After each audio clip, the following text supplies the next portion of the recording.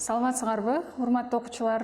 Биз бүгүнкү өндүрүштүк сабагыбыздын темасында негизги акчыкты кантип даярдоо керектигин үйрөнөбүз. Сабакты даярдоонун алдында албетте инструкциялык технологиялык карта менен эрежеге ылайык даярдайбыз. Негизги акчыкты даярдоо үчүн керектеле турган азыктар.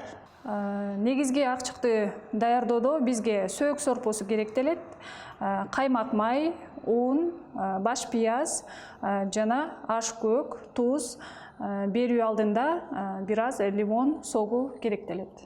Жана лимон ширеси. Балдар, буга чейин биз сөөк сорпосун кантип даярдап алууну үйрөнгөнбүз. Чыктарды даярдоодо сөөк сорпосу колдонулат.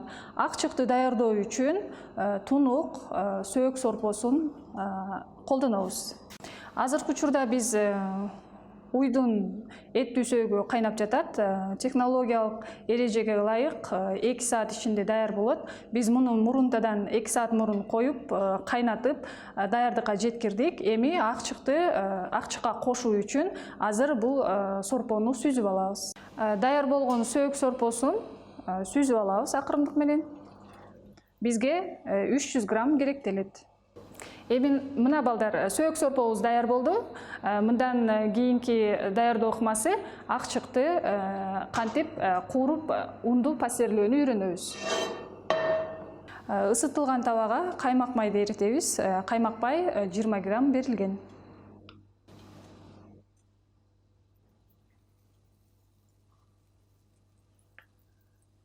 Майды жакшылап эритебиз.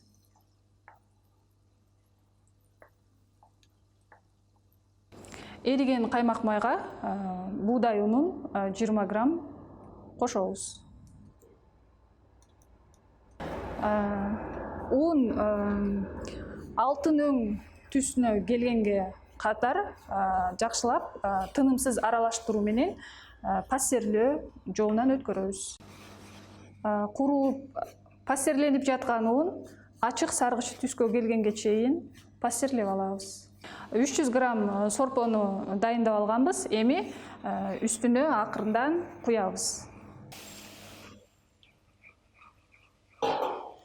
Бирдей массага келгенге чейин тынымсыз аралаштырабыз. Биз жана сорпонун 4/1 бөлүгүн куюп, бир массага келтирип алдык. Эми калган сорпонун баарын кошобуз. Isыган табага майды салып, азыр пиязды чала кууруп алабыз. Бизге пияз 7 грамм керектелет.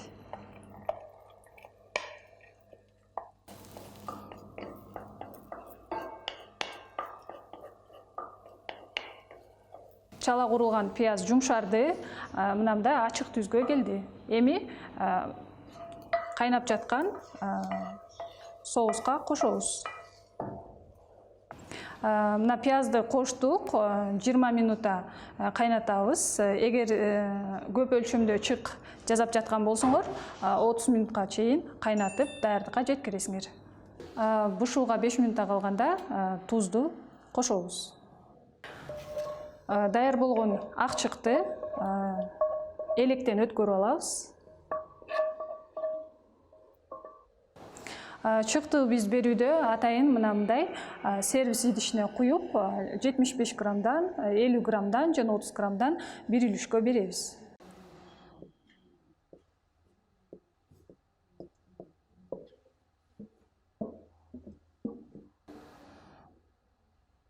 Даяр болгон негизги акчыкка лимон ширесин тамызып, мына балдар, бүгүнкү өндүрүштүк сабагыбызда негизги акчык даяр болду.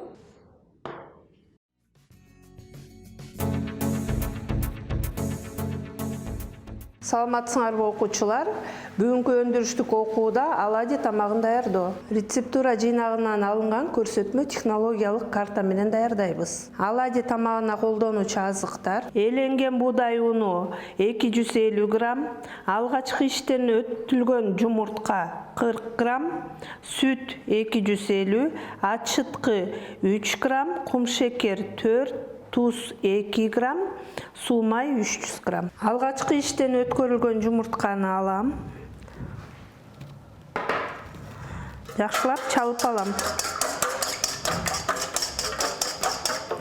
Буга кум шекер кошом.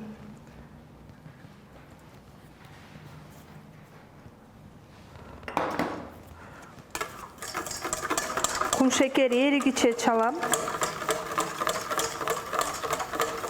Жылуу сүт кошом.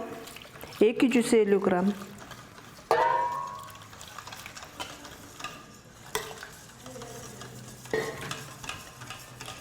Туз 2 грамм кошом. Ачыткы 4 грамм. Бардыгын аралаштырып, буга 250 грамм электен өтүлгөн un кошом.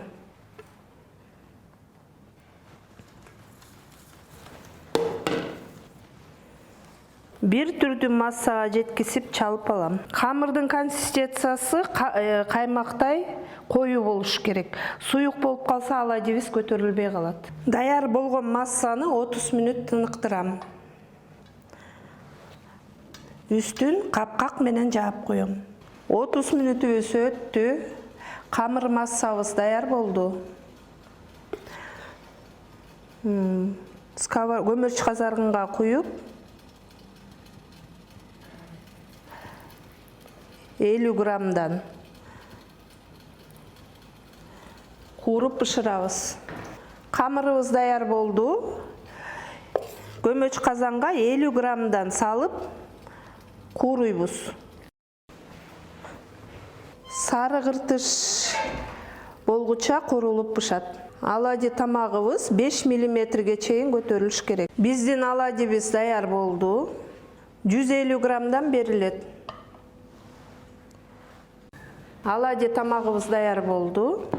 Каймак чыгым менен берилет. Чыктын салмагы 20-30 грамм. Тамагыбыз берүүгө даяр. Ушу менен сабагыбыз аяктады. Саламатта калыңыздар. Саламатсыздарбы, көрүүчүлөр. Сиздерге мен бүгүнкү баклажан кисло-сладкий соус менен жасалган салаттын технологиясын көрсөтүп бермекчимин.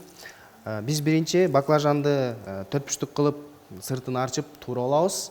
Андан кийин аны туздук сууга жарым сааттан 1 саатка чейин сактап коебуз. Андан чыгаргандан кийин биз аны крахмалга оонатабыз дагы майга кууруп алабыз. Жакшылап кызартып кууруп алабыз. 180 градустан 220 градуска чейин майда бир 15 мүнөттө да бул өзү даяр болот. Андан кийин калган ингредиенттерин жактан кошобуз. 15 мүнөттө да бул өзү даяр болот. Андан кийин калган ингредиенттерин жактан кошобуз. Биз азыр аралаштырып бүттүк. Азыр эми баклажанды чыгарабыз.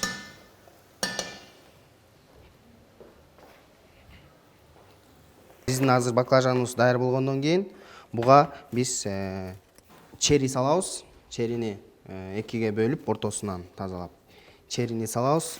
Андан кийин бул руккола деген зелень болот. Ушул рукколаны салабыз. Бул рукколаны алгандан кийин түбүн кесип, таза сууга тазалап жууп чыккандан кийин 10 мүнөт, 15 мүнөт өзүнчө суудан чыгарып алып коюп коебуз. Украшениясына апельсин кетиребиз. Буну долькам кесебиз. Жегенге ыңгайлуу болуш үчүн сыртын дагы алып таштайбыз сразу эле. Бул атайын даярдалган фирменный соус болот, Арой деген соус, кисло-сладкий. Ушудан кошобуз.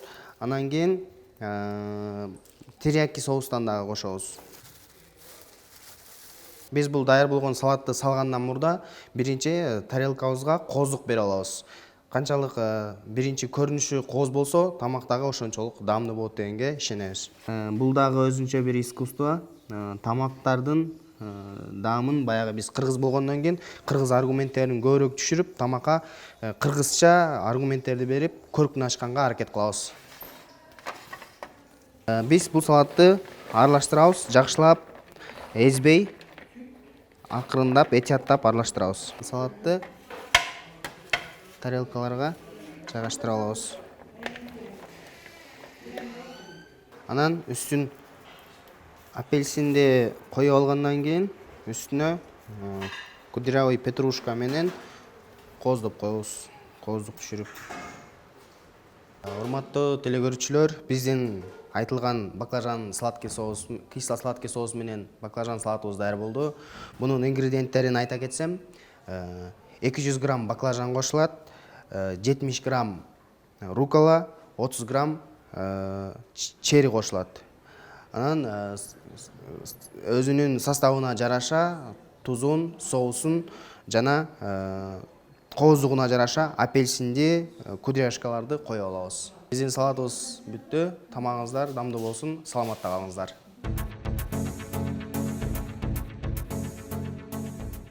Кыргыз Республикасынын өкмөтүнүн номер 67 токтому менен бекиген Кыргыз Республикасында 2021-2025 жылдары мамлекеттик тилди өнүктүрүү жана тил саясатын өркүндөтүү программасынын алкагында жасалган видео сабак.